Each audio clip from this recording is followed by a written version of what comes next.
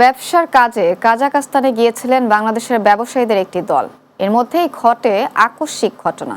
মধ্যপ্রাচ্য জুড়ে যুদ্ধ পরিস্থিতিতে আন্তর্জাতিক এয়ারলাইন্সগুলো বিমান পরিবহন সেবা বন্ধ করে দিলে দেশে ফিরতে না পেরে কাজাখস্তানে আটকা পড়েছেন ব্যবসায়ীরা। ফিরতি ফ্লাইট থাকলেও উত্তেজনার মধ্যে দেশে ফিরতে পারছেন না তারা। মাসুদ হাসানের প্রতিবেদনে বিস্তারিত। ব্যবসার কাজে কাজাখস্তান গিয়েছিলেন বাংলাদেশের ব্যবসায়ীদের একটি দল। এর মধ্যেই ঘটে আকস্মিক ঘটনা। মধ্যপ্রাচ্য জুড়ে যুদ্ধ পরিস্থিতিতে আন্তর্জাতিক এয়ারলাইন্সগুলো বিমান পরিবহন সেবা বন্ধ করে দিলে দেশে ফিরতে না পেরে কাজাখস্তানে আটকা পড়েছেন ব্যবসায়ীরা। ফিরতি ফ্লাইট থাকলেও উত্তেজনার মধ্যে দেশে ফিরতে পারছেন না এই 16 ব্যবসায়ী। এমনটাই জানিয়েছেন ভ্যাকেশন প্ল্যানার এজেন্সির কর্মকর্তা রাশেদুল আউয়াল। 16 জন বর্তমানে কাজাখস্তানের আলমাটি শহরে আছি। আমরা বিগত 23 তারিখে এয়ার অ্যারাবিয়ার ফ্লাইটে এখানে ঘুরতে এসেছিলাম।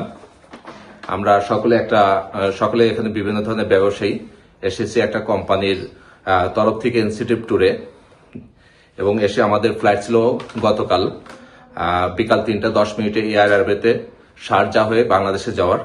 কিন্তু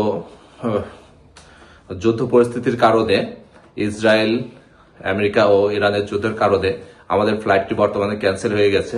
ক্যান্সেল হওয়ার পরে গতকাল সন্ধ্যার দিকে এয়ারলাইন্সের তরফ থেকে আমাদেরকে একটি হোটেলে অ্যাকোমোডেশনের ব্যবস্থা করা হয়েছে, এবং এখানে আমরা আপাতত অবস্থান করছি। কিন্তু বর্তমানে আমরা কিভাবে দেশে ফিরবো বা দেশে ব্যাক করে যাব সেই ব্যাপারে আমরা পুরো অনিশ্চয়তার অবস্থায় আছি।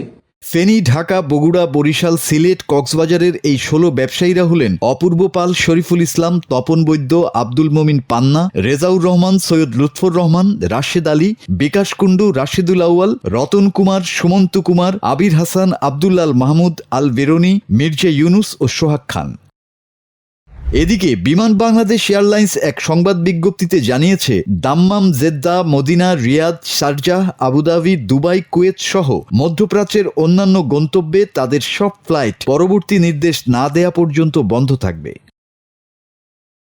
আটকে পড়া ব্যবসায়ীরা জানান, তাদের ভিসার মেয়াদ 28 তারিখ শেষ হয়ে গেছে। তাদের হাতে টাকা পয়সাও নেই পর্যাপ্ত।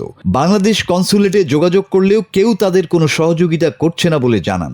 বাংলাদেশ বিমান তাদের একটি হোটেলে নিয়ে আশ্রয় দিয়ে আর কোনো রকমের যোগাযোগ করছে না বলেও অভিযোগ করেন তারা। Bangla TV news desk.